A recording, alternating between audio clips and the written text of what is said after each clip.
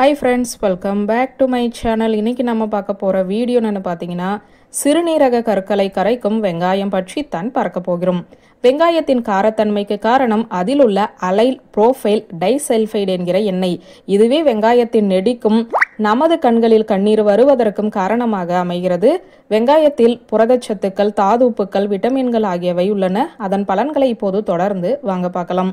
முருங்கைக்காயை விட அதிக பாலுணர்வு தரக்கூடியது வெங்காயம்தான். தினமும் வெங்காயத்தை மட்டும் சாப்பிட்டு நீண்ட காலம் ஆரோக்கியமாகவும் பாலுணர்வு திறனோடும் வாழ்ந்ததாக ஒரு நபர் கின்னஸிலே இடம் பிடித்திருக்கிறாராம். வெங்காயம் ஒரு நல்ல மருந்து பொருள். இதை இதயத்தின் தோழன் என்றும் சொல்லலாம். இதில் உள்ள கூட்டுப் பொருட்கள் இரத்தத்தில் கொழுப்பு சேர்வதை இயல்பாகவே கரைத்து உடலெங்கும் இரத்தத்தை கொழுப்பில்லாமல் ஓட வைக்க உதவி செய்கிறது. குளவியோ தேனியோ கொட்டிவிட்டால் அவை கடித்த இடத்தில் வெங்காயத்தை எடுத்து தேய்த்தாலே போதும். வெங்காயத்தில் உள்ள ஒரு வகை என்சைம் கொட்டியதால் ஏற்படும் உடலின் வலியையும் அலர்ஜியையும் உண்டாக்குகிற பிராஸ்டாக்லாண்டிட்ஸ் என்ற கூட்டுப்பொருளை சிதைத்து விடுகிறது, விஷத்தையும் முறித்து விடுகிறது.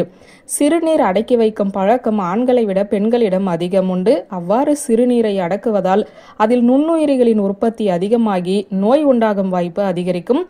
இந்த பழக்கத்தை தொடர்பவர்களுக்கு சிறுநீர் தாரை தொற்று வரும். இவர்கள் வெங்காயத்தை உணவில் அதிகமாக சேர்த்து கொண்டால் நல்லது. வெங்காயம் கழிவுப் பொருட்களை கரைத்து அலர்ஜியை குறைத்து கழிவுகளை வெளியே தள்ளிவிடும். இதனால் சிறுநீர் தாரை தொற்றும் குறையும். யூரிக் அமிலம் அதிகமாக சிறுநீர் பையில் சேர்ந்தால் கற்கள் தோன்றும். வெங்காயத்தை அடிக்கடி சாப்பிட்டால் அந்த கற்கள் கரைந்துவிடும்.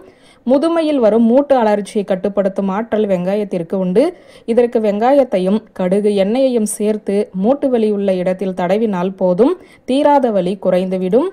வியூவர்ஸ், இந்த வீடியோ உங்களுக்கு பிடித்திருந்தால் லைக், கமெண்ட், ஷேர் பண்ணுங்க. நன்றி.